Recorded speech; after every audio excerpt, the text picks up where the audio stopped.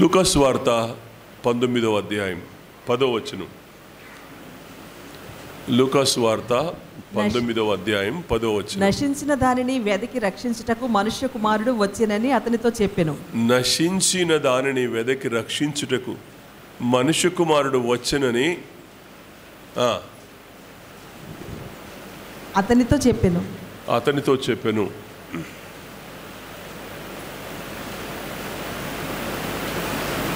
మనుష్య కుమారుడు ఎందుకు వచ్చాడు అంటే నశించిన దానిని వెదకి రక్షించడానికి వచ్చాడు. నశించిన దానిని వెదకి రక్షించడానికి మనుష్య కుమారుడు భూమి మీదకి వచ్చాడు. ఈ ఆలోచన చాలా మంచిది. ఈ ఆలోచన మంచిది. ఎలా రక్షిస్తాడు, ఎలా ఆయన మనిషిని కోరుకుంటాడు, ఆ మనిషి మీద దృష్టి ఎలా ఉంచుతాడు, ఆ మనిషిని ఎలా వెంటాడతాడు అంటానికి చాలా రుజువులు బైబిల్లో ఉన్నాయి. నేను లూకాసు వార్త 5వ అధ్యాయంలో ఉన్న సందర్భాన్ని ఒకసారి జ్ఞాపకం చేసి నేను ముగిస్తాను. ఈరోజు చాలా క్లుప్తంగానే చెప్తాను. లూకాసు వార్త 5వ అధ్యాయం మొదటి 4 వచనాలు చూడండి. జనసమూహము దేవుని వాక్యము వినుచు ఆయన మీద పడుచుండగా ఆయన గెన్నేసరెతు సరస్సు తీరమున నిలిచి ఆ సరస్సు తీరమునున్న 2 దోణిలను చూచెను. జాలరులు వాటిలో నుండి దిగి తమ వలలు కడుగుచుండిరి. అయినా ఆ దోణిలలో సీమోనుదైన ఒక దోణి ఎక్కి దరి నుండి కొంచెము త్రోయమని అతన్ని అడిగి కూర్చుండి దోణిలో నుండి జనసమూహములకు బోధించుచుండెను.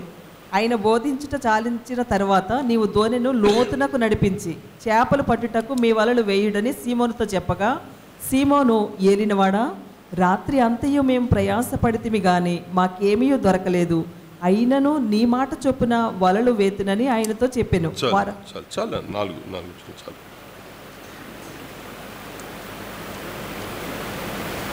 ఇక్కడ చాలాసార్లు మనం చెప్పుకున్నాం, ఇదందరికీ తెలుసు, అయినా మళ్ళీ జ్ఞాపకం చేస్తాను నేను మీకు. నశించిన దాన్ని వెదకి రక్షించడానికి యేసుప్రభు వారు ఈ లోకానికి వచ్చాడు అనే మాటని ఈ భాగంలో మనం తరచి చూస్తే, పేతుర్ని ఇంతకుముందు కలిశాడు యేసుప్రభు వారు. పేతురు ప్రభువుని గ్రహించలేక పేతురు దేవునికి దూరం అయ్యాడు. యేసు ప్రభు వారిని నమ్మలా, యేసు ప్రభు వారిని వెంబడించలా, యేసు ప్రభు వారిని దూరం చేసుకున్నాడు. ఓ విధంగా చెప్పాలనంటే దేవుడు అప్పటికే 2 సార్లు దేవుడు దర్శించాడు. ఎవరిని? పేతురు గారిని గతంలో దర్శిస్తే వాళ్ళ ఇంటికి వెళ్ళాడు, వాళ్ళ అత్తమ్మని బాగు చేశాడు, మరోసారి మళ్ళీ కలిశాడు. ఇట్లా కలిసినా కూడా గుర్తించడంలా. చాలాసార్లు ఈ రోజున మనం చేసే పని ఏంటంటే, దేవుడు ఎన్నిసార్లు మనల్ని దర్శించినా మనం దాన్ని గుర్తించం. ఎందుకో మరి అది అర్థం కాదు. దేవుడు మనతో మాట్లాడినా మనకు అది అర్థం కాదు, దేవుడు మనల్ని దర్శించినా మనకు అర్థం కాదు, దేవుడు ఏదైనా అద్భుతం చేసినా అది మనకు అర్థం కాదు, దేవుడు మనల్ని కాపాడుతున్నా మనకు అర్థం కాదు. చాలాసార్లు ఎందుకో దేవుణ్ణి మనం కన్ఫ్యూజన్లో పెట్టుకుంటాం. ఇది దేవుని వల్ల జరిగింది కాదు అనుకుంటాం, నా వల్లనే జరిగింది అని అనుకుంటాం చాలాసార్లు. తప్పునాను. అది ఎప్పుడు అలా అనుకోకండి, అలా అనుకోవద్దు. దేవుని పిల్లలుగా మనం కొన్ని నిజాలను, దేవుని పిల్లలుగా కొన్ని యథార్థమైనటువంటి సంఘటనలను ఇది దేవుని కార్యం అని నమ్మాలా. సో దేవుడు యేసు ప్రభు వారిని వెంబడిస్తుంటే యేసు ప్రభు వారికి దూరం అవుతున్నాడు. పేతురు గారు కొంచెం దూరం పెడుతున్నాడు.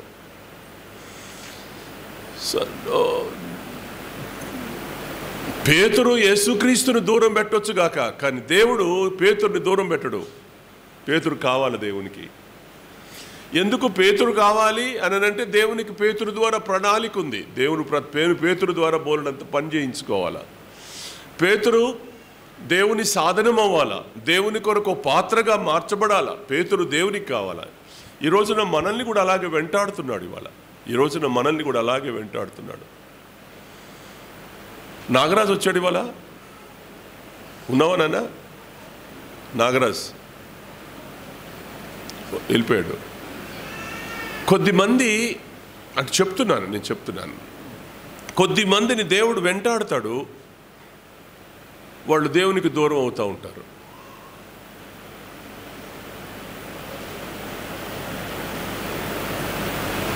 అవద్దు. ఎందుకు నన్ను దేవుడు వెంటాడుతున్నాడు, దేవుడు ఎందుకు నాకు మాట్లాడుతున్నాడు, దేవుడు ఎందుకు సేవకుని పంపించాడు, దేవుడు ఎందుకు ఇలా చేస్తున్నాడు అనే ఆలోచన మనకొస్తే మనం ఒక నిమిషం ఆలోచన చేసి దేవుడిని అడుగుతాం. మనం ఏదైనా, దేవుడు మనకు ఏదైనా సహాయం చేయడానికి ఒక అవకాశం ఉంటుంది. సరే, ఇక్కడికి వస్తా. నేను ఇక్కడికి వచ్చిన తర్వాత నేను ఇక్కడ ఒక మాట చెప్తా ఉన్నాను. ఆయన అన్నాడు ఇక్కడ 3వ చరణంలో, ఆయన దోణిలో సీమోనుదైన ఒక దోణి ఎక్కి దరి నుండి కొంచెము త్రోయమని అతని అడిగి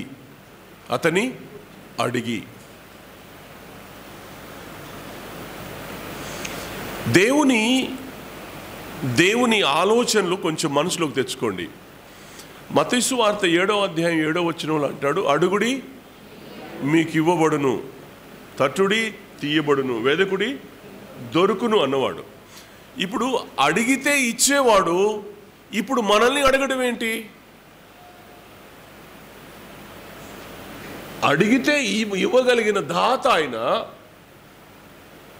సర్వ సమృద్ధి కలిగిన దేవుడు ఆయన. మనం అడిగితే మనకిచ్చే ఆయన మనల్ని అడగడం ఏంటి? సీమోనుదైన ఒక దోణిలెక్కి కొంచెం దరికి తోయమని అడిగాడంట. దేవుడు అడుగుతున్నాడు. దేవుడు మనల్ని అడగటం ఏంటి? నన్ను అడుగుము, జనములను నీకు స్వాస్థ్యంగాను బూది గంతముల వరకు సొత్తుగా ఇస్తానని చెప్పిన వాడు ఆయన. అంత ఇవ్వగలిగిన అధికారం కలిగిన మహారాజయ్యున్న దేవుడు అన్నీ ఆయనే ఇస్తుండగా, పోషిస్తుండగా బ్రతుకుతున్న మనల్ని ఆయన అడగడం అనేది ఎంత ఆలోచన మీరు చూడండి. అంటే మన దేవుణ్ణి మనం ఎలా అర్థం చేసుకోవాలనంటే, దేవుడు మనల్ని అడుగుతాడా అనంటే అడుగుతాడు, మనల్ని అడుగుతాడు. ఎందుకు అడుగుతున్నాడు? ఇది ప్రశ్న. అవసరం ఏంటి ఆయనకు అవసరం ఏంటి? దోణెను కొంచెం లోతుకు నడుపు అని అడుగుతున్నాడు కదా. ఎందుకు అడుగుతున్నాడు? అడగడంలోని ఆయన ఆలోచన ఏంటి? ఒక అవసరం లేకుండా ఏదైనా అడుగుతామా? ఒక అవసరత లేకుండా మనం దేన్నైనా అడుగుతామా ఇతరుల నుండి? అంటే ఆయన అడుగుతున్నాడు అంటే అక్కడ ఏముందనమాట? అవసరత ఉంది. దేవుడు నిన్ను ఒకటి అడుగుతున్నాడు అంటే అవసరత ఉంది. ఒకవేళ ఇలా అన్నాడు అనుకో, జంపి ప్రార్థన చెయ్యి అన్నాడు అనుకో, జంపి ప్రార్థన చెయ్యి అని దేవుడు అడిగితే నీ ప్రార్థన దేవునికి అవసరం అన్నమాట. నీ ప్రార్థన దేవునికి అవసరం అన్నమాట. దేవునికి నీ ప్రార్థన అవసరము అని అన్నప్పుడు నిన్ను ప్రార్థన చేయమని అడిగితే నువ్వు ప్రార్థన చెయ్యాలా? దోణి అవసరం. ఇప్పుడు యేసుప్రభు వారికి దోణి యేసుప్రభు వారికి అవసరం. అడిగాడు, ఇచ్చాడు. దేవుడు నిన్ను ఏదైనా అడిగితే ఇవ్వడానికి ఇష్టపడు. దేవుడు ఏదైనా నిన్ను అడిగితే, ప్రార్థనే అడగవచ్చు, సమయమే అడగవచ్చు, నీ సేవ అడగవచ్చు, నీ పరిచర్య అడగవచ్చు, నీ ఆశాంతం నీ జీవితమే దేవుడు అడగవచ్చు. దేవుడు ఏమైనా అడగవచ్చు. దేవుడు ఏది అడిగినా ఇవ్వడానికి సంకోచించొద్దు, భయపడొద్దు, బాధపడొద్దు, ఇచ్చేయాలి దేవునికి. దేవుడు అడిగితే దేవునికి ఇవ్వడం మీరు నేర్చుకోండి. దేవుడు ఎంత అద్భుతంగా దీవిస్తాడో చెప్పలేను. ఇది మొదటి మాట. సో ఎందుకు దేవుడు అడిగాడు? ఇక్కడ అవసరం ఉంది, దేవుని అవసరత. నాకు అనిపించింది ఆ పీటలు ఎవరు తెచ్చారో నాకు తెలియదు, ఎవరు బుక్ చేశారో తెలియదు. ఇంకా దాని మూత కూడా ఇప్పలే. ఇంకా మేము ఆ కొట్టుడు ఎవడో ఊకే ఫోన్ చేసి, సార్ మీకు ఎవరో పంపారు సార్ పీటలు అంటున్నాడు. నేను జర్నీలో నేను గుడివాడ మీటింగ్కి వెళ్తున్నా, విజయవాడ మీటింగ్కి వెళ్తున్నా, ఫోన్ చేస్తాడు, నా నెంబర్ ఇచ్చాడంట, మా అబ్బాయి నెంబర్ ఇచ్చాడు. ఎవరిచ్చారో తెలీదు, ఆ పీటలు ఎవరిచ్చారో తెలియదు. పేరు చెప్పాయా బాబాయ్, మాయేనా ఎవరు ఎన్ననా? నాకు సంతోషం వేసింది ఒక విధంగా. వచ్చి చూసిన తర్వాత ఆ పీటలను అలా మూటగట్టున్నాయి. సంతోషం వేసింది. ఏం చూశారు వాళ్ళు? ఆ ఇచ్చిన అతను వ్యక్తి, ఆడా మగ నాకు తెలీదు, ఇచ్చిన వ్యక్తి ఏమి చూశారు? ఆంటీ వాళ్ళందరూ కాళ్ళు పెట్టుకోవడానికి పీటలు లేవు అని ఆలోచన చేశారు వాళ్ళు. అంకుల్ వాళ్ళు పొట్టిగా ఉన్నవాళ్ళు కాళ్ళు కింద ఆనుకోగలిపోతున్నాయి, వాళ్ళకి పీటలు తీసుకొస్తే కాళ్ళు ఇలా పెట్టుకుంటారు, కొంచెం కంఫర్ట్ అవుతారు అని ఆలోచన చేశారు. ఇది దేవుని అవసరంగా భావించారు వాళ్ళు. దేవుని సంఘంలో ఒక పీట, దాని ఖరీదెంతో ఎంతన్నా కానివ్వండి, ఆ పీట ఖరీదు 10 రూపాయలే కానివ్వండి, 20-30 పంపినట్టు ఇంకా 3 టిప్పల అలాగే ఉన్నాయి. అవి ఎన్నన్నా పంపనివ్వండి, వాళ్ళు ఎంత గనులు ఎంత ధన్యులు అనంటే అవసరతను, దేవుని అవసరతను ఎరిగి ఇచ్చి వాళ్ళు కనబడకుండా మరుగునున్నారు. చూడండి, దేవుడు వారిని దీవించునుగాక, దేవుడు వారిని గణపరుచునుగాక, దేవుడు వారి రెక్కల కష్టమును ఆశీర్వదించునుగాక. అంటే నేను ఇక్కడ ఎందుకు అంటున్నాను ఇన్ని మాటలంటే, దేవుని అవసరత ఉండినప్పుడు దేవునికి ఇవ్వడం నేర్చుకోండి. ఇది మొదటి మాట. సో ఇక్కడ దేవుని అవసరత ఏంటి అనంటే, జనసమూహం వచ్చి మీద పడుతున్నారు. జనసమూహం అంతా వచ్చి మీద పడుతుంటే ఆయన కొంచెం ఆ దోణెను కొంచెం దరికి నడిపించి అక్కడి నుంచి మాట్లాడాలనుకున్నాడు. అక్కడి నుంచి మాట్లాడాలి అని అనుకున్నాడు దేవుడు. అందుకని దోణెను లోపలికి నడిపించు అన్నాడు. ఎందుకు నడిపించాలి, ఎందుకు దోణి అవసరం అనంటే ప్రజలకు బోధ కావాలి కనుక. ప్రజలకు ఏం కావాలా? బోధ కావాలి. ప్రజలకు బోధ అవసరము అని దేవుడు గ్రహించాడు. ప్రజలకు వాక్యం అవసరం అని దేవుడు గ్రహించాడు. ప్రజలకు దైవ వాక్యము అవసరమని ఎప్పుడు దేవుడు గ్రహించాడు, యేసు ప్రభువు వారు ఆలోచించాడో అడిగాడు, అవసరతను అడిగాడు. నేను ప్రజలకు దేవుని వాక్యం చెప్పాలంటే నేను కొంచెం లోతుకు వెళ్ళాలంటే నాకు దోణె కావాలి. నా దోణె నేను సీమోను అడగాలి అనుకున్నాడు. సీమోనును దేవుడు దోణె అడిగాడు. ఎక్కాడు, లోపలికి వెళ్ళాడు, మాట్లాడుతున్నాడు. వాస్తవానికి ఇక్కడ ఒక మాట చెప్తాను. ఆయన అన్నాడు, పేతురుని అడిగాడు, ఏమైనా ఉన్నాయా చేపలు? అయ్యా, రాత్రంతా ప్రయాసపడ్డాం కానీ ఎక్కడా ఒక్క చేప కూడా పడలేదని అన్నాడు. ఆయన ప్రయాసపడ్డ సంగతి తెలుసు, ఆయన దోణిలో చేపలు లేవు అన్న సంగతి తెలుసు, ఆయనకి ఏమీ పడలేదు అనే సంగతి కూడా ప్రభువుకు తెలుసు. ఒక్క చేప పడలేదు, ఆ దోణి అంతా ఖాళీగా ఉంది, ఒక్క చేప లేదు, అలల మీద అది అటు ఇటు తేలి ఆడుతుంది. బరువు లేదు కదా, చేపలుంటే ఒక బరువు అని ఉంటుంది, బరువు లేదు. అలొచ్చి కొడుతున్నప్పుడల్లా ఇట్లా ఊగుతుంది ఆ దోణెలో నిలబడి వాక్యం చెప్పాలనుకున్నాడు. 2, దేవుడు నిలిచిన స్థలాలు నింపబడతాయి. 1 గుర్తుపెట్టుకుందాం, దేవుడు నిలిచిన స్థలాలు దీవించబడతాయి. ఏ దోణెను తాను ఎక్కి ఆ దోణెలో నుండి దేవుడు మాట్లాడాడో, జనసమూహానికి వాక్యం చెప్పాడో, చేపలు ఎవరికి కావాలా? దోణెలో చేపలు ఎవరికి కావాలా? పేతురు గారికి కావాలా? ప్రజలకేం కావాలా? చేపలు అక్కర్ల, బోధ కావాలా? ప్రజలకు దేవుని వాక్యం కావాలా? మనకేం కావాలా? మనకేం కావాలా? 2 కావాలా. తినడానికి చేప కావాలి, దేవునిలో స్థిరంగా ఉండడానికి వాక్యము కావాలా. నిజంగా దేవుడు అందుకని ఈ భాగాన్ని ఇక్కడ రాసి పెట్టాడు. మనకు భోజనము కావాలా, ఇస్తాడు. మనకు బోధ కావాలా, ఇస్తాడు. 2 ఇచ్చే దేవుడు ఇస్తాడు. ఈ 2 కావాలి అని అంటే ఆయన కోరుకుంది ఏంటంటే ఖాళీ దోణె, ఏ ఒక్క చేప కూడా పడని ఒక దోణెను ఇస్తావా, కొంచెం లోపలికి నడిపిస్తావా అని అడిగాడు. డిమాండ్ చేయలా, ఆజ్ఞాపించలా, అడిగాడు అంతే. బ్రతిమలాడాడు. ఎంత మంచి దేవుడు అడగటం. ఇవాళ మనం కూడా అడుగుతాం. ఈ రోజున మనం కూడా చాలా అడుగుతాం. ఎలా అడుగుతాం? దేని కొరకు అడుగుతాం? వాక్యం చెప్తుంది, యాకోబు పత్రిక 4వ అధ్యాయం 3వ వచనం. మనం కూడా దేవుణ్ణి అడుగుతాం, అడగమని నేను అనట్లే, కానీ అడుగుతాం. మనం అడిగేది దేనికోసం? యాకోబు పత్రిక 4వ అధ్యాయం 3వ వచనం.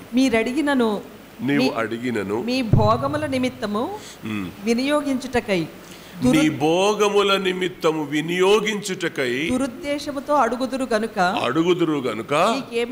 అవేవి నీకు దొరకడం లేదు అన్నాడు.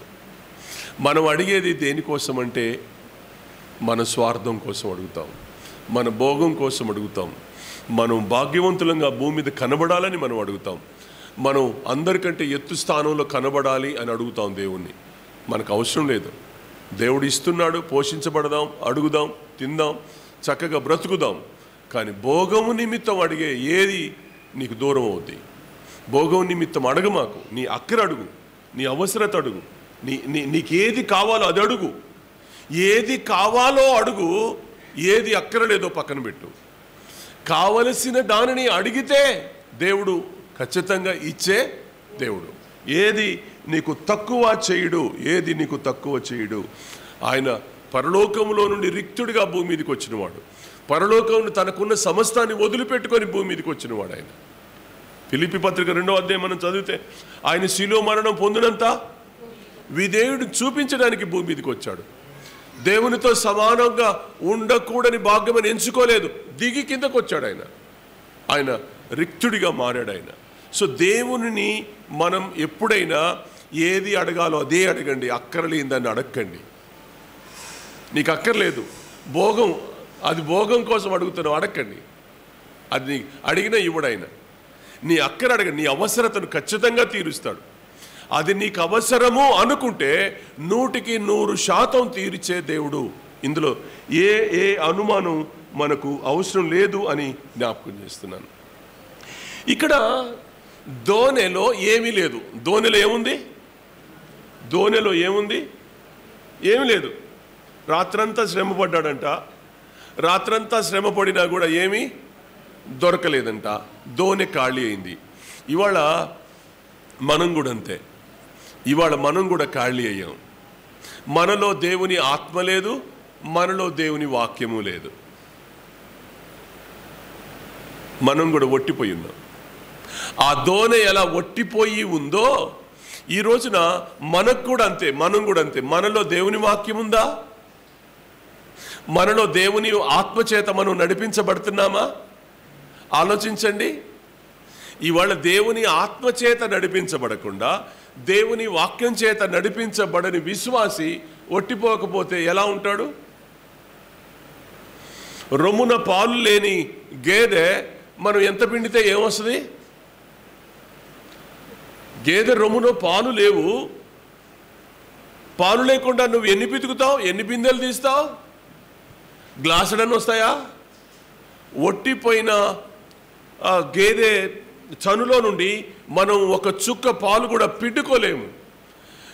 ఆత్మ దేవుని వాక్యం కరువై మనం ఒట్టిపోయి ఉన్నాం. మనకు ఏమీ లేదు, ఏమీ లేని ఒట్టిపోయిన స్థితిలో దేవుడు మనం ఉన్నాం ఇక్కడ. అందుకనే దేవుడు మనల్ని రక్షించి మన అవసరతను తీర్చడానికి మన దగ్గరికి వస్తున్నాడు. ఒట్టిపోయిన మన జీవితంలో జీవం పోయడానికి, ఎండిపోయిన మన నావలో చేపల రాశిని పొయ్యడానికి ఆయన మన దగ్గరికి వస్తున్నాడు. మన ఆకలి తీర్చడానికి మన దగ్గరికి వస్తున్నాడు. ఆ ఆకలి ఆత్మ సంబంధమైందైతే మరి మంచిది. మనకుండే ఆకలి భౌతిక సంబంధమైన ఆకలి ఎలాగునా, నేను ఒక్కొక్కసారి నాకు అనిపిస్తుంది, ఉదయం కూర్చొని ఒక్కొక్కసారి అన్నానికి పొద్దున్న టిఫిన్కి లెగుస్తాను, ఒకసారి మధ్యాహ్నం అన్నానికి లెగుస్తాను, ఒకసారి అలాగే కూర్చుంటాను. ఎన్ని గంటలైనా అలాగే కూర్చుంటాను. మళ్ళీ కూర్చొని కొద్దిసేపు పడుకొని మళ్ళీ కూర్చుంటాను. నేను నా గది దాటి నేను బయటికి రాను. మరి ఎలా అరుగుతుంది? మళ్ళీ సాయంత్రానికి ఆకలి అవుతుంది. ఎక్సర్సైజ్ లేదు నా బాడీకి ఎక్సర్సైజే లేదు. మరి ఎలా అరుగుతుంది? ఏమో అరుగుతూనే ఉంది. తింటూనే ఉన్నాను, కూర్చుంటున్నాను, రాసుకుంటున్నాను, చదువుకుంటున్నాను, పడుకుంటున్నాను, గదిలో నుంచి బయటికి రాను. ఉదయం బ్రేక్ఫాస్ట్ తగ్గుద్దా, మధ్యాహ్నం లంచ్ తప్పుద్దా, సాయంత్రం డిన్నర్ తప్పుద్దా? 3 మరి ఎలా తింటున్నాను? మధ్యలో మళ్ళీ సాయంత్రం 4 గంటలకు 5 గంటలకు టీ ఇస్తుంది అమ్మాయి, ఏదో స్నాక్ పెట్టుద్ది, అది తింటూనే ఉన్నాను. ఎలా అరుగుతుంది?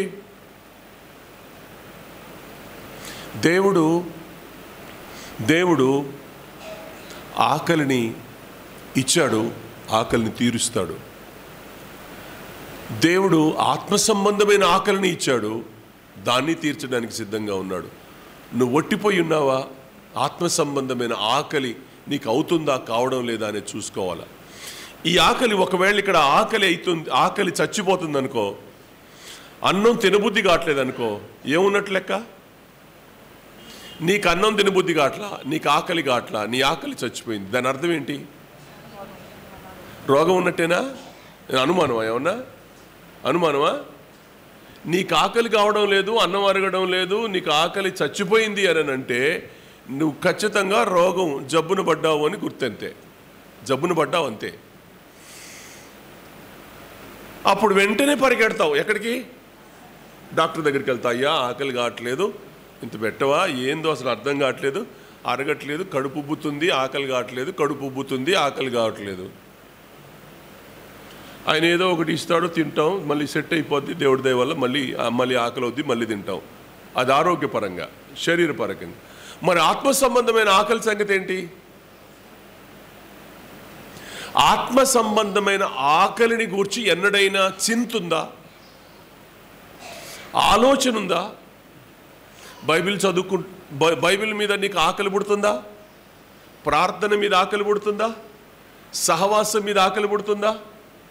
దేవుని పిల్లలతో కలిసి జీవించడానికి ఆకలి పుడుతుందా? ఆశ పుడుతుందా? లేదు. ఆత్మ సంబంధమైన ఆకలి పుట్టకపోయినా యథాతథంగా నువ్వు బ్రతికేస్తున్నావు. కానీ శారీర సంబంధమైన ఆకలి కానీ చచ్చిపోతే ఇంకా నీకు ముచ్చెమటలు పడతానే ఉంటాయి. అమ్మో ఆకలి మానేసింది, ఆకలి పుడుతుంది, పరిగెడతావు హాస్పిటల్కి, మందులన్నీ వాడతావు. మంచిదే. శరీర సంబంధమైన ఆకలి చచ్చిపోవడం మంచిది కాదు, అది గుడ్ షైన్ కాదు. అది తప్పకుండా హాస్పిటల్కి వెళ్ళండి, చూపించుకోండి, మందులు వాడండి, కడుపు నిండి మళ్ళీ అన్నం తినండి, ఆరోగ్యం వస్తుంది మీకు. కానీ ఆత్మ సంబంధమైన ఆకలిని ఇగ్నోర్ చేయడం అనేది చాలా తప్పు. అసలు ఆకలి ఉందనే సంగతి కూడా చాలామందికి తెలియడం లేదు. అది బాధ. ఈ స్థలంలో కూర్చొని బోధ చేసే అలాంటి వాడు ఏం ఆలోచిస్తాడు? అసలు పిల్లలకు ఆత్మ సంబంధమైన ఆకలి అవుతుందా? రోజులో ఒక్కసారైనా బైబిల్ చదువుతారా? రోజులో ఒక్కసారైనా ప్రార్థన చేసుకుంటారా? రోజులో ఒక్కసారైనా దేవుడు గుర్తొస్తాడా? రోజులో ఒక్కసారైనా దైవికమైన అనుభవాలు మనకు వస్తాయా? ఏం పుట్టించాలి?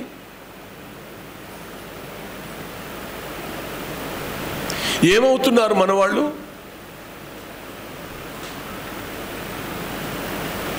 నాకు బాధ కలిగే సంగతి ఏంటంటే, నన్ను క్షమించండి, నేను ఎవరిని విమర్శ చేయట్లా, ఎవరిని అనట్లా. బాధ కలుగుతుంది ఏంటనంటే, ఈ దేవుని సంఘాన్ని అవసరాల కోసం వాడుకుంటున్నారు.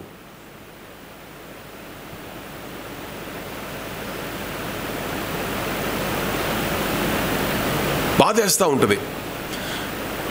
బస్ స్టాండ్లో నేషనల్ హైవే పక్కన పోతూ ఉంటే ఆ టోల్ గేట్ల దగ్గర ఒక సులభ కాంప్లెక్స్లు ఉంటాయి. వాళ్ళు వాష్రూమ్లు అవన్నీ పెడతారు వాళ్ళ అవసరాల కోసం. 5 రూపాయలు 6 రూపాయలు తీసుకొని వాళ్ళు వాళ్ళ కాలకృత్యాలు తీర్చుకొని వెళ్ళడానికి కాంప్లెక్స్లు కడతా ఉంటారు. వాళ్ళు వాష్రూమ్లు కడతా ఉంటారు. వాళ్లకు మనకేం సంబంధం? వాస్తవంగా ఆలోచన చేయండి. కానీ వాళ్ళు ఏం చేస్తున్నారు? ఈరోజు మనం కూడా అదే చేస్తున్నాం అనిపిస్తూ ఉంది, బాధ కలుగుతూ ఉంది. పెళ్ళి కావాలంటే సంఘం, కృతజ్ఞత ప్రార్థన కావాలంటే సంఘం, అవసరతలో ప్రార్థన చేయాలంటే సంఘం, అవసరతలో ప్రార్థన చేయాలంటే సంఘం, అనారోగ్యం వచ్చింది విజిట్ చేయాలంటే సంఘం, అన్నింటినీ, బర్త్డే అయితే సంఘం, చస్తే సంఘం, పుడితే సంఘం. సంఘము అనే దాన్ని మన అవసరతల కొరకు మనం వాడుకుంటున్నాం. కానీ సంఘము యొక్క అవసరతలో మనం ఎక్కడ నిలవబడ్డాము అనే ఆలోచన మనం చేసుకుంటే అది మనకు మేలు. దాన్ని ఏదో నేను వెళ్ళాను, పెళ్ళి చేశాడు అయ్యగారు, ఒక 5,000 కానుక పెడితే అయిపోయింది, ఆయనతో మాకేం పని? బర్త్డే 2,000 3,000 కానుక పెడతాం, అయిపోయింది, ఆయనతో మాకేం పని? సంఘంతో మాకేం పని? ఇంత సెల్ఫిష్గా ఆలోచిస్తారండి ఎవరైనా? సంఘము యొక్క అవసరత దేవుని యొక్క అవసరత కాదా? దేవుని యొక్క అవసరత ఏంటి? నువ్వు ఆత్మీయంగా ఉండడమేగా, నశించిన నువ్వు రక్షించబడడమే కదా. నశించిపోతున్న నువ్వు రక్షించబడడం దేవుని అవసరం. ఎందుకు సీమోనుదైన దోణిలోనే ఎందుకు ఎక్కాడు? సీమోను దేవునికి అవసరం. సీమోను దేవునికి అవసరం. సీమోను దోణె దేవునికి అవసరం. సీమోనుకి ఏం అవసరం? చేపలు అవసరం. ఆయన ఏం గ్రహించడంలా? దైవ సంబంధమైంది ఏది ఆలోచన చేయడంలా. దైవ సంబంధమైంది ఏది ఆలోచన చేయట్లా. దైవ సంబంధంగా ఆలోచన చేస్తే మనము దేవుని అవసరతను మనం ఎరుగుతాం. ఎంతసేపు మన అవసరాలు తీర్చడానికి దేవుడు కాదు, దేవుని అవసరాలు కూడా ఉన్నాయి. దేవుని అవసరం ఏంటి ఇక్కడ అనంటే కూర్చొని బోధ వినడం. ఆయన బోధిస్తుండగా వినడం చాలు. విన్నదాన్ని మనసులో తెచ్చుకో చాలు.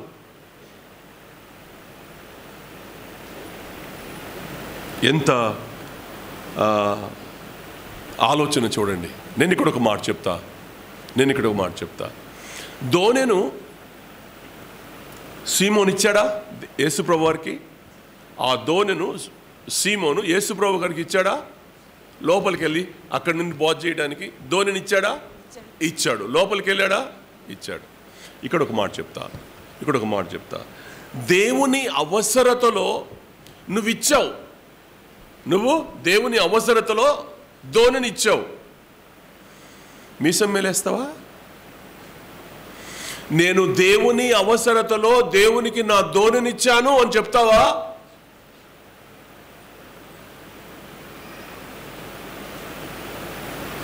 ఈరోజు ఏదైనా ఇచ్చి అతిశయపడుతున్నారు చాలామంది. దేవుని అవసరం ఒక 10 రూపాయలు కావాలా, ఇస్తావు. నువ్వు ఇవ్వ నేను అనట్లా, కానీ ఇచ్చి అతిశయపడుతున్నావు. దేవుని అవసరతలో 10 రూపాయలు, దేవుని అవసరతో ఒక వస్తువు, దేవుని అవసరతలో ఇంకేదో ఇస్తున్నావు నువ్వు, కానీ ఇచ్చి అతిశయపడడం అనేది మనకు దూరమగునుగాక. దేవునికి ఇచ్చి ఇవ్వగలిగినంత శక్తి ఉందా నీకు? దేవుడు నీకిస్తే దేవునికి ఇచ్చావా, లేకపోతే దేవునికి లేదని నువ్వు ఇచ్చావా? దేవుడు ఇవ్వలేడని ఇచ్చావా? అర్థమైందా మీకు ఇప్పుడు? దేవుడు నీకిస్తే దేవునికి నువ్వు ఇస్తున్నావా, లేకపోతే దేవుడు గతి లేనివాడు నన్ను అడుక్కుంటున్నాడు కాబట్టి నేను దేవునికి ఇస్తున్నాను అనుకుంటున్నావా? చెప్పాలి.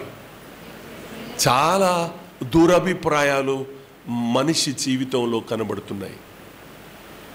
మానవ మనసులో చాలా దురభిప్రాయాలు ఉన్నాయి. దేవుడికి తక్కువై నిన్ను అడుగుతాడా? దేవుడు ఒక దోణెను పుట్టించలేడా?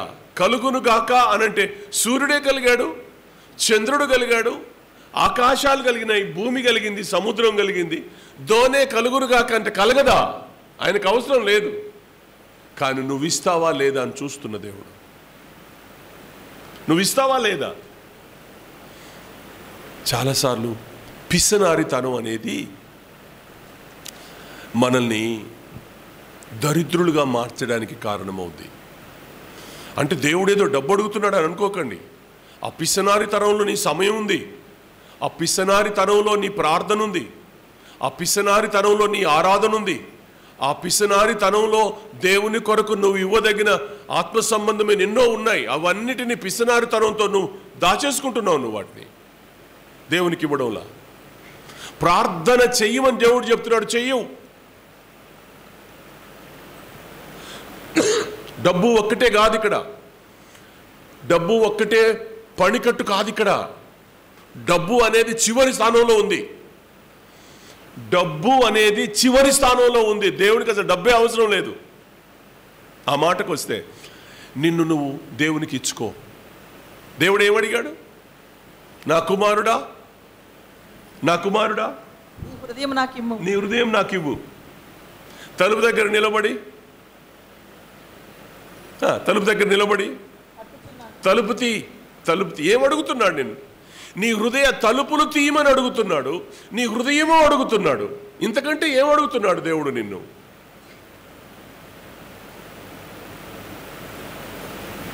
నువ్వు హృదయం తెరిస్తే, నీ ఇంటి తలుపు నువ్వు దేవుని కొరకు నువ్వు తెరిస్తే, దేవుని అవసరతను గుర్తించి అది చిన్న దోణిడైన లోతుకు నడిపిస్తావు నువ్వు.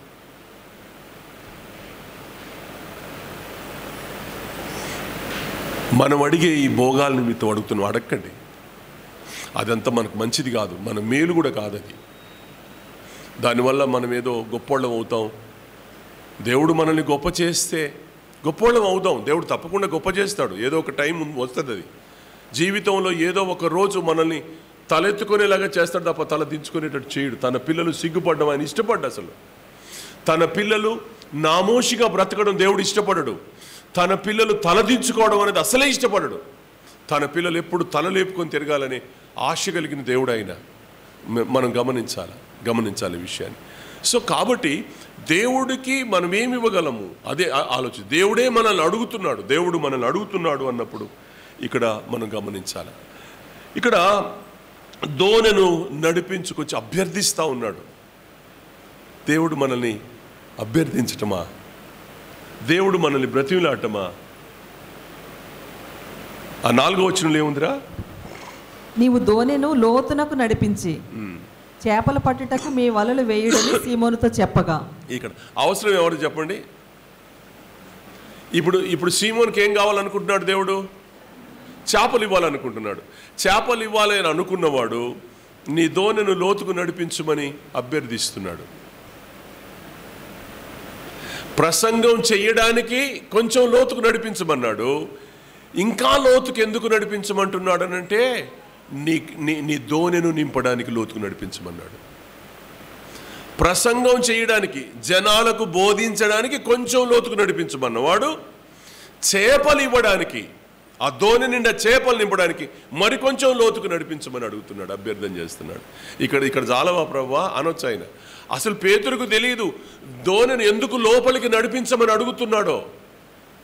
పేతురు ఎక్స్పెక్ట్ చేయలేదు ఇంకా లోపలికి నడిపించు, ఇప్పుడు వల వేయి అన్నదాకా తనకు తెలియదు.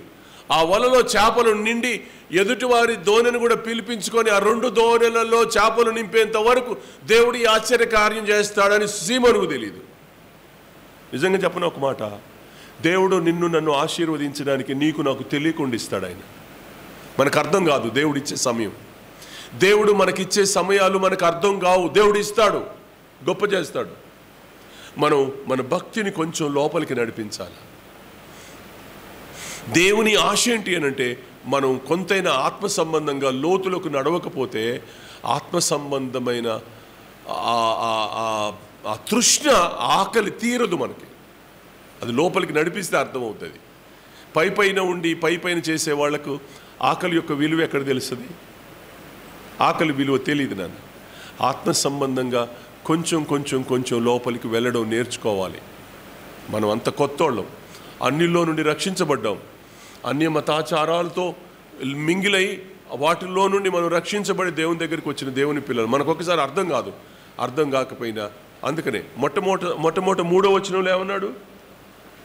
దరి నుండి కొంచెము లోతునకు నడిపించన్నాడు అన్నాడా? 4వ వచనానికి వచ్చేసరికి లోతునకు నడిపించి అంటాడు. కొంచెం లోతునకు నడిపించి అనే మాట రెండిటి అర్థం వేరు. కొంచెం లోతు అనంటే నిలబడి ప్రజల్ని చూసి బోధించడానికి ఆ కొంచెం సరిపోయింది.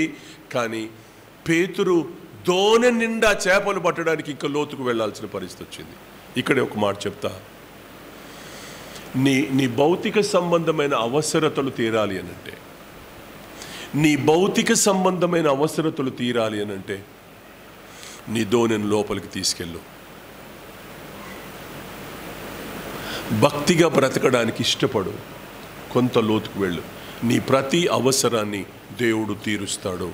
ఇందులో ఏమి అనుమానం పెట్టుకోక్కర్లేదు. ఏమి అనుమానం? మోషే దేవుణ్ణి బ్రతిమిలాడుకున్నాడు. 32 నిర్గమాకాండం 32వ అధ్యాయం 11వ వచనం చూడనా?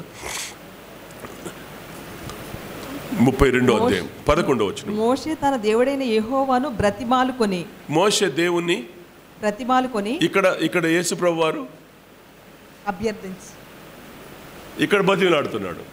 మోషే దేవుణ్ణి బతిమిలాడుకున్నాడు. మోషే అంతటి మహానాయకుడు దేవుణ్ణి బతిమిలాడుకున్నాడు. ఆ మహాదేవుడు మనిషిని బతిమిలాడుతున్నాడు. ఇక్కడ కొంచెం లోతుకు నడిపించవా? ఏం తేడా? ఏం ఆలోచన? శేఖరన్ అర్థమవుతుందన్నా? అర్థమవుతుందా? మీరు చూడండి, మీరు ఆలోచించండి. మోషే దేవుణ్ణి బతిమలాడుకున్నాడు, కానీ ఇక్కడ దేవుడు మనిషిని బతిమలాడుతున్నాడు. కొంచెం లోతుకు నడిపించవా అని. దేవుడు మనల్ని అడగటం ఏంటండి? దేవుడు అసలు మనల్ని అడగటం ఏంటి? దేవుడు ఎవరు? 148వ కీర్తన 8-9 చరణాలు చూడండి. అదంతా ఉంది, ఆ భాగం అంతా అదే. మీరు చూడండి. 140 అదే అగ్ని హిమము. అగ్ని వడగండ్లారా హిమమా ఆవిరి, అగ్ని వడగళ్ళారా హిమమా ఆవిరి, ఆయన ఆజ్ఞను నెరవేర్చు తుఫాను, పర్వతములారా సమస్తమైన గుట్టలారా, ఫలవృక్షములారా, సమస్తమైన దేవదారు వృక్షములారా. చాలమ్మా, ఇవన్నీ ఆయన ఆజ్ఞకు లోబడుతున్నాయా? హిమం కురుమంటే కురుసుద్ది, వర్షం రమ్మంటే వచ్చుద్ది, భూమి పండుమంటే పండుద్ది, మేఘం కురుమంటే కురుసుద్ది. దేవుడు ఇంత శక్తిమంతుడై ఉండి హిమంతో వర్షంతో వాటన్నిటితో మాట్లాడి వాటి కాలాన్ని బట్టి వాటి సమస్తాన్ని చేయగలిగే అధికారం కలిగిన వాడై ఉండి ఒక మట్టి మానవుని నీ దోణిని కొంచెం లోతలికి నడిపిస్తావని అడగటం ఏంటండి? అసలు మనకు అర్థం కావట్లా. ఈ మాట మా రాజేష్కి అర్థమైతే ఎంత బాగుండో, ఈ మాట మా రాజాకు అర్థమైతే ఎంత బాగుండో. మిమ్మల్ని అడగటం ఏంటి నాన్న? దేవుడు మిమ్మల్ని బ్రతిలాడటం ఏంటి? దేవుడు మీ వెంట పట్టం ఏంటి? దేవుడు మన వెంట పడుతున్నాడు. ఈ రోజున కొంచెం లోతుకు నడిపించండి, కొంచెం నేర్చుకోండి, కొంచెం నా బోధ వినండి, నా వాక్కు వినండి. ఎంత మంచి దేవుడు! ఇవాళ మనల్ని వ్యక్తిగతంగా ప్రతి వారితో మనల్ని దర్శిస్తూ ఉన్నాడు. ఆయన ప్రతి వ్యక్తిగా ఒక్కొక్కరితో మాట్లాడుతున్నాడు. మోషే కాదు, సాతాను కూడా దేవుణ్ణి బతిమలాడుకుంది. ఇప్పుడు గెరాసిన్ దేశంకి వెళ్ళామా? లూకాసు వార్త 8వ అధ్యాయం మీరు చూడండి. లూకాసు వార్త 8వ అధ్యాయం 18వ వచనమా అదేదో ఉంది చూడండి, చివరి భాగంలో 28వ వచనం. వాడు యేసును చూచి కేకలు వేసి ఆయన ఎదుట సాగిలపడి, యేసు సర్వోన్నతుడైన దేవుని కుమారుడా, నాతో నీకేమి, నన్ను బాధపరచుకుమని నిన్ను వేడుకుంటున్నాను అని కేకలు వేసి, నిన్ను వేడుకుంటున్నాను, నన్ను బాధపరచకు. అపవాది వెళ్ళిపోమంటే వాడు బాధపడుతున్నాడు. వాడేమో మనుషుల్లో ఉండాలని, ఆ మనిషిని బాగు చేయాలని యేసయ్య. అపవాది మనల్ని నిండి మనల్ని పట్టుకొని మనల్ని పీడిస్తూ మన జీవితం ద్వారా ఆటలాడుకోవడానికి అపవాది మనలోకి వస్తే, యేసు ప్రభు వారు బాగు చేసి ఆ అపవాదిని వెడలగొట్టి తరిమేసి నిన్ను నన్ను బాగు చేయడం కొరకు యేసు ప్రభు వారు ఉంటే, ఆడు వద్దు ప్రభా, నాకు రాజేషే కావాలా, నాకు రాజా కావాలా, నాకు ప్రసాదరావు కావాలా, నాకు ప్రేమ్చంద్ కావాలా, వీళ్ళు ఇల్లు చాలా బాగున్నాయి, వీళ్ళు బ్రహ్మాండంగా ఉంటారు, వీళ్ళే కావాలి, నాకు వదిలిపెట్టొద్దు, మమ్మల్ని తన్నొద్దు, తరిమేయొద్దు. ఎంత వేడుకున్నదో దయ్యాలు దేవుణ్ణి వేడుకుంటున్నాయి, భక్తులు దేవుణ్ణి వేడుకుంటున్నారు. కానీ దేవుడు నిన్ను నన్ను వేడుకుంటున్నాడు, నిన్ను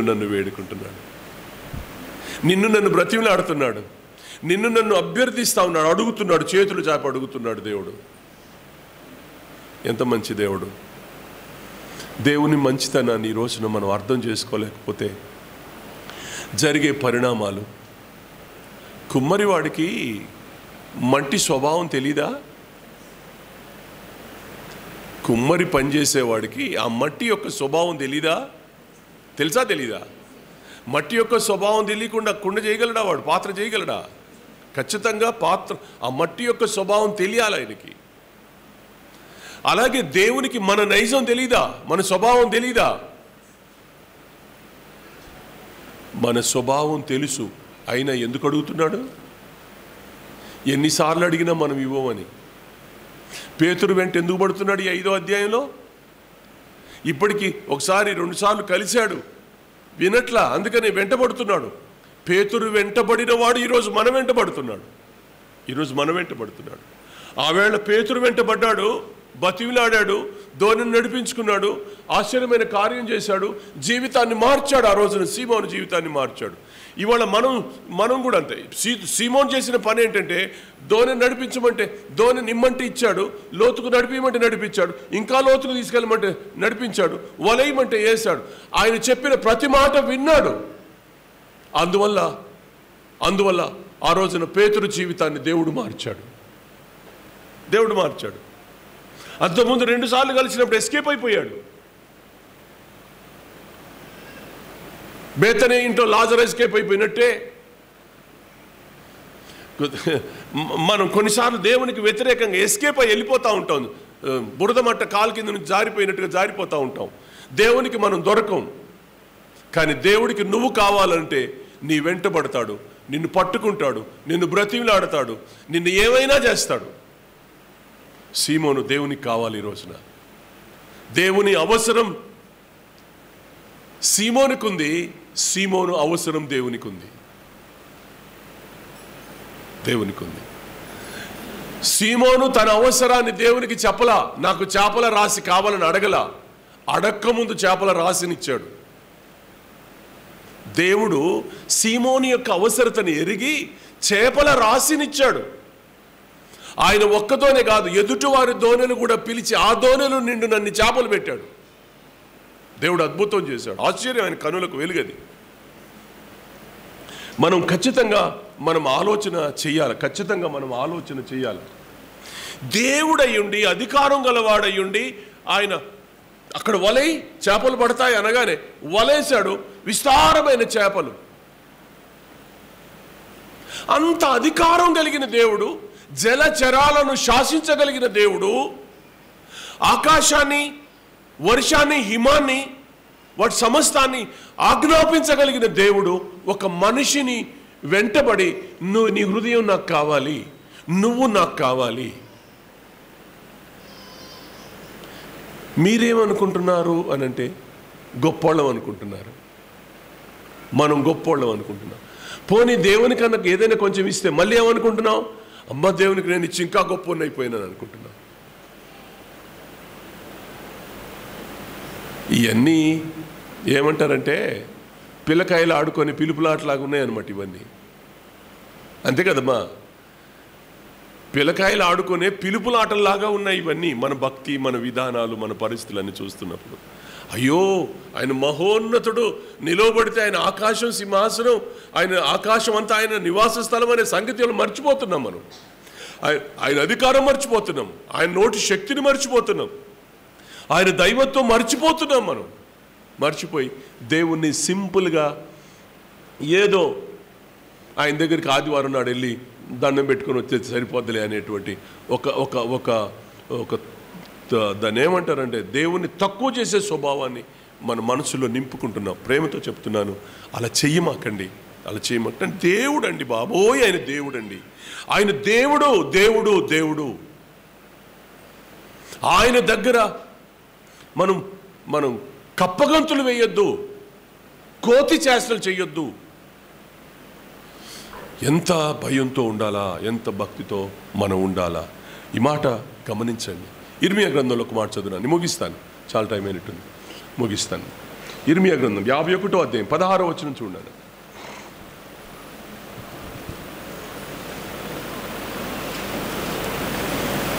ఆయన ఆజ్ఞ ఇయ్యగా జలరాశులు ఆకాశ మండలంలో పుట్టును, భూమి అంత భాగములలో నుండి ఆయన ఆవిరి ఎక్కజేయును, వర్షము కలుగును. జలరాశి ఎక్కడి నుంచి వచ్చింది? ఎలా వచ్చింది? ఆకాశ మండలంలో పుట్టును. ఎలా వచ్చింది? ఆయన ఆజ్ఞ ఇయ్యగా. ఆయన ఆజ్ఞిస్తే వచ్చింది. దేవుడు ఒక ఆజ్ఞిస్తే జలరాశులు కురిశాయి. అంతటి శక్తిమంతుడు ఆయన. జలరాశులను కిందకు దింపిన వాడు చేపల రాశిని దోణిలో నింపలేడా?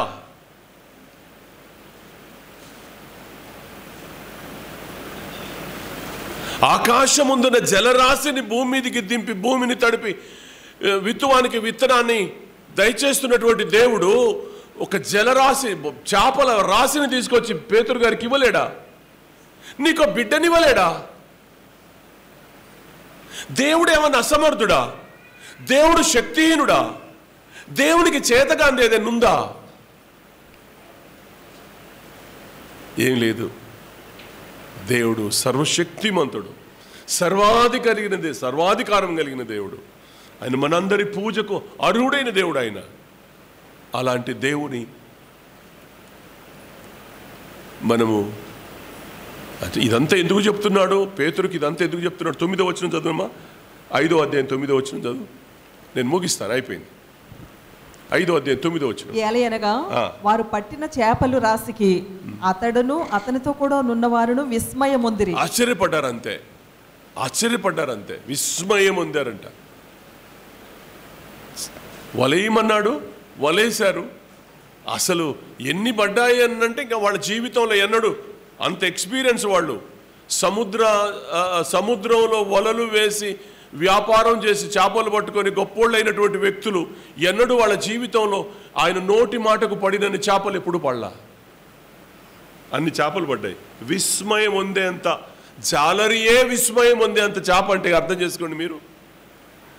చేపల వేట మీద బలాభివృద్ధి పొందినటువంటి వ్యాపారస్తులే ఆ చేపల రాసును చూసి విస్మయం పొందారంటే దేవుడు ఎంత ఇచ్చాడు చెప్పండి. ఇప్పుడు ఇస్తాడు నాన్న. దేవుడు మనకు కూడా ఇస్తాడు, మనం కోరుకునే మనకి ఇస్తాడు. అందుకని మన వెంటబడుతున్నాడు దేవుడు, మనల్ని అడుగుతున్నాడు, నీ హృదయం నాకు ఇవ్వు, నీ హృదయం నాకు ఇవ్వు. హృదయ తలుపు తెరువు, నేను లోపలికి వస్తా. ఎందుకు తలుపు మూసుకుంటావు? ఎందుకు మూసుకుంటున్నావు తలుపు? నువ్వు తలుపు మూసుకుంటే నేను లోపలికి ఎలా వస్తా? నీ హృదయంలో నేను నివాసం ఎలా చేస్తా? నీ అక్కరలు ఎలా తీరుతాయి? నిన్ను సంతోషపరిచే భాగ్యం, అవకాశం నాకు ఇవ్వవా? అడుగుతున్నాడు దేవుడు. దేవుణ్ణి సంతోషపరిచే అవకాశం మనలోనే ఉంది. నువ్వు తలుపు తీరితే లోపలికి వస్తాడు, సంతోషపడతాడు, ఆయన సంతోషపడతాడు. ఆయన లోపలికి వచ్చి సంతోషపడుతుంటే మనం ఎప్పుడు సంతోషంగానే ఉంటాం. మనల్ని సంతోషపరచడం కోసం మన హృదయంలోకి వస్తానని ఆయన అంటున్నాడు. తలుపులు మూసుకుంటే ఎట్లా నాన్న? ఇవాళ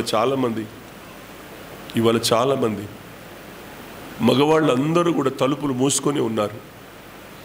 హృదయ తలుపులు తెరియడంలా తెలవట.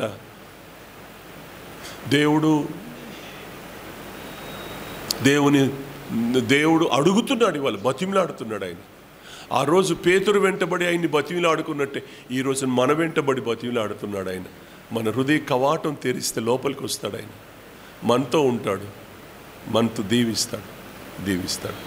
నేను ఇంతకంటే నేను ఈ భాగంలో ఏం చెప్పలేను. ఒకటి, ఆయన మనల్ని అడుగుతున్న దేవుడు, మనల్ని అభ్యర్థిస్తున్న దేవుడు, మన వెంటబడుతున్న దేవుడు, మనకు బోధిస్తున్న దేవుడు, మనల్ని రక్షించడానికి మన వెంట వెతుకుతూ ఉన్న దేవుడు. ఇవాళ మనందరూ వ్యక్తిగతంగా అందరికీ కావాలి. భద్రం వద్దా దేవునికి? ఎందుకు తప్పించుకొని తిరుగుతున్నాం? ఎందుకు దేవునికి దూరంగా మనం తిరుగుతున్నాం చెప్పండి? మెతుషెల నువ్వు వద్దా దేవునికి? ఎందుకు నీ ద్వారాలు మూయబడుతున్నాయి చెప్పు? సహవాసానికి ఎందుకు దూరం అవుతున్నావు నాయనా? నువ్వు చెప్పు. మూడు వారాలకు, 4 వారాలకు, 5 వారాలకు ఒక్కసారి మందిరం గుర్తొస్తే దాని అర్థం ఏంటి కొడుకు? ఆలోచించండి నాన్న, మీరు ఆలోచించండి. ఇవాళ దేవుడు ఆయన ఇప్పుడు ఇన్ని చెప్పాను నేను. హిమం కురవమంటే, ఆకాశం జలరాశులు రమ్మంటే, ఆజ్ఞాపిస్తే వస్తాయి. నిన్ను చంపి నీ స్థానంలో ఇంకొకరిని పుట్టించుకొని ఆరాధించుకోగలడైనా. మన అడ్రస్ భూమి మీద లేకుండా చేసి మరొక సంతానం మోషతో అనలేదా?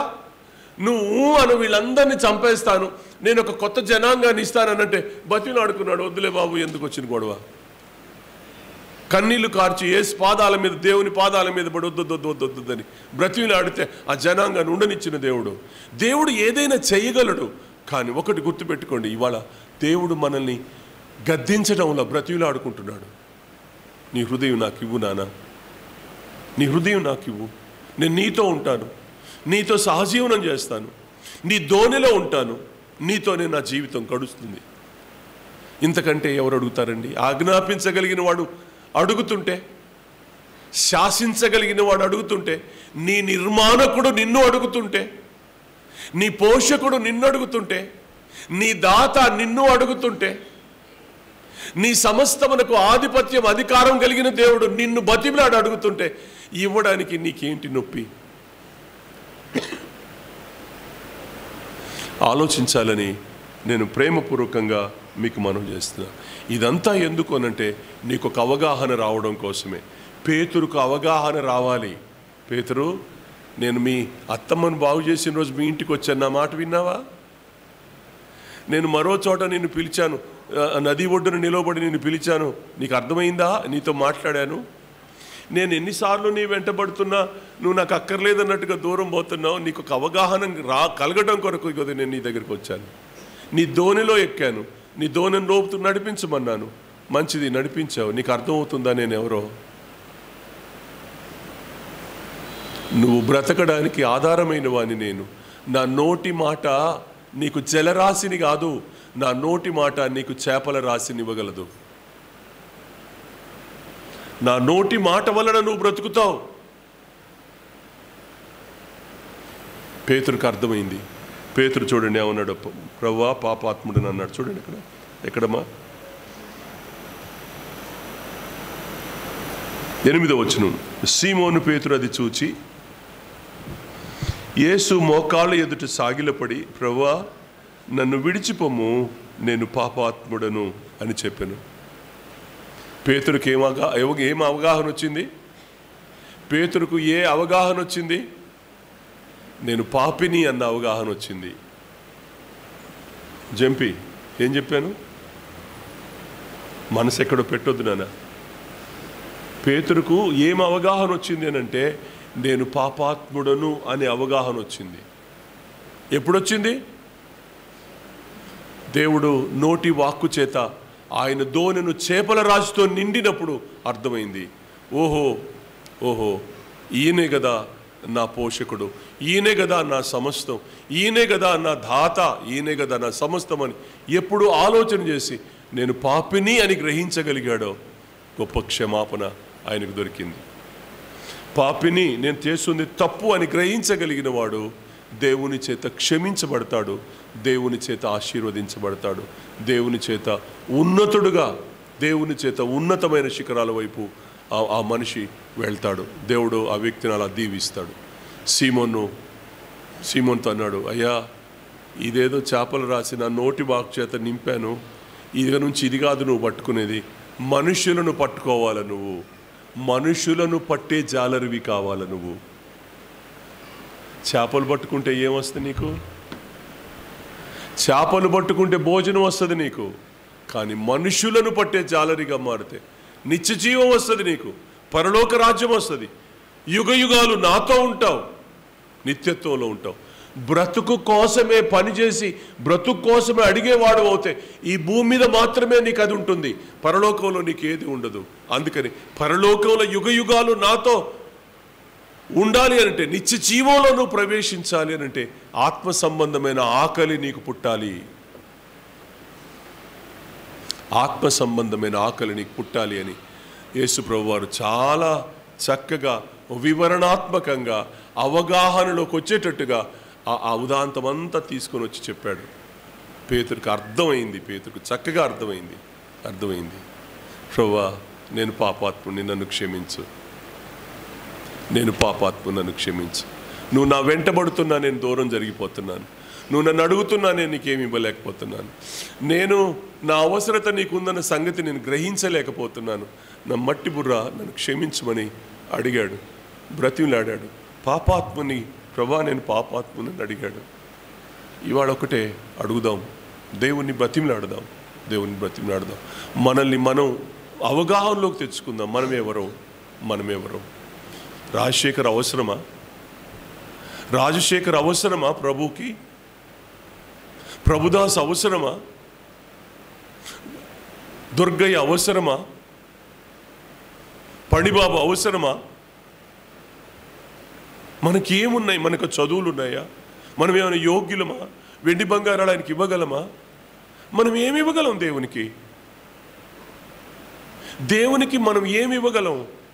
ఏమీ లేకుండానే దేవుడు మనల్ని ఈ స్థానంలోకి తీసుకొచ్చి మనకంటూ ఒక ఉనికి, మనకంటూ ఒక స్థాయి, మనకంటూ ఒక అద్భుతమైన అనుభవాన్ని దేవుడు మనకిస్తే మనం నిలబడ్డాం. ఈ సమాజంలో మనం నిలబడగలిగినంతగా దేవుడు మనల్ని దీవిస్తే, మనం దేవుని ఎరగకుండా, దేవుణ్ణి మనం కానకుండా మనం దూరంగా ఉంటే ఆయన వెంటబడుతున్నాడు. ఈ రోజున ఇవ్వవా నీ హృదయం నాకు, నీ హృదయం నాకు ఇవ్వవా ప్లీజ్, నీ దోణిని ఇవ్వవా, నేను లోపలికి వస్తా, నీ దోణిలో నిలబడతా, ప్రజలకు బోధిస్తా. నువ్వు నాకు దోణిగా మారతావా? నువ్వు నాకు ఒక దోణిగా మారతావా? నీ హృదయం మీద నేను నిలబడి నీ ద్వారా నేను ప్రజలకు బోధిస్తా. ఎంతమంది మారతారు? గలిలయ సముద్ర తీరాన ఉన్న అనేక మంది మారుమనసు పొందడానికి ఆ రోజు కారణం కాలేదా? ఎంతమంది దేవుని వాక్యాన్ని విన్నారు ఈ దోణిలో నిలబడి బోధ చేసినందువలన? నీ జీవిత దోణిలోకి ప్రభువును ఆహ్వానించు. చూడు, మనకేమీ లేదు నాన్న, నిజంగా మనం ఎవ్వరం అర్హులం కాదు. కానీ దేవుడు ఎందుకో మనల్ని ఎంచుకున్నాడు, ఏర్పాటు చేసుకున్నాడు, పిలుచుకున్నాడు. నేను పదే ఎన్నిసార్లు చెప్పినా ఇదే చెప్పాలా? ఎన్నిసార్లు చెప్పినా ఇదే చెప్పాలా? లేగుద్దాం, నిలబడదాం, దేవుని కొరకు మన జీవితాలు సమర్పించుకుందాం. దేవుడు అడిగిన దాన్ని దేవునికి ఇద్దాం. దేవుడు నిన్నేం అడుగుతున్నాడు? దేవునికి నిల్చో. దేవుడికి కరువై అడగడంలా దేవునికి ఇస్తున్నానని అతిశయపడకు. దేవుడికి కరువై అడగట్లా. ఆయన ఏమైనా చేయగలడు, ఏమైనా చేసుకోగలడు ఆయన. కానీ నీ ద్వారా చేయాలనుకుంటున్నాడు, నీ ద్వారా చేయాలనుకుంటున్నాడు, నా ద్వారా చేయాలనుకుంటున్నాడు. మనందరి ద్వారా వ్యక్తిగతంగా దేవుడు ఏదో చేయాలనుకుంటున్నాడు. ఈ భద్రాచలం పట్టణాన్ని నింపుకోవాలనుకుంటున్నాడు, భద్రాచలం పట్టణాన్ని మార్చుకోవాలనుకుంటున్నాడు. ఈ భద్రాచలం పట్టణాన్ని మన మేడగది సహవాసం ద్వారా ఏదో ఒకటి చెయ్యాలని దేవుడు ఆశిస్తూ ఉన్నాడు. అందరూ మనవంతు కృషి, మనవంతు మనం దేవుడు అడిగిన దాన్ని దేవునికి మనకిచ్చి దేవుని కొరకు నిలబడదాం, దేవుని ఆశ తీరుద్దాం. దేవుడు అన్ని ఇస్తున్నాడు, దేవుడు సమస్తం ఇస్తున్నాడు, ఏది తక్కువ చేయట్లేదు దేవుడు మనకి. దేవుడు అడిగిన దాన్ని మనకిచ్చి మనం కొంచెం లోతుకు మనం వెళ్ళగలిగితే దేవుడు మన దోణిలో నిలబడి అద్భుతాలు దేవుడు చేస్తాడు. నిలవబడిన దోణిలో నుండి మాట్లాడాడు, నిలవబడిన దోణిను చేపల రాజుతో నింపిన దేవుడు మన వ్యక్తిగత అవసరాలు తీరుస్తాడు. మన ద్వారా ప్రజల అవసరతలు దేవుడు తీర్చగలిగిన వాడు. మన వ్యక్తిగత అవసరాలు అన్నీ తీరుతాయి, మన ద్వారా ఇతరుల అవసరాలన్నీ, ఆత్మ సంబంధమైన అవసరాలు కూడా తీర్చగలిగిన దేవుడు. ఈ మాటను మనం గుర్తుపెట్టుకుంటే తలలు వంచి ప్రార్థన చేసుకుంటూ మనం బలలో చేయి వేద్దాం. తలలు వంచండి, ప్రార్థన చేసుకుందాం. ప్రభు నిన్ను అడుగుతున్నాడు అనంటే గొప్పోడు అనుకోమాక.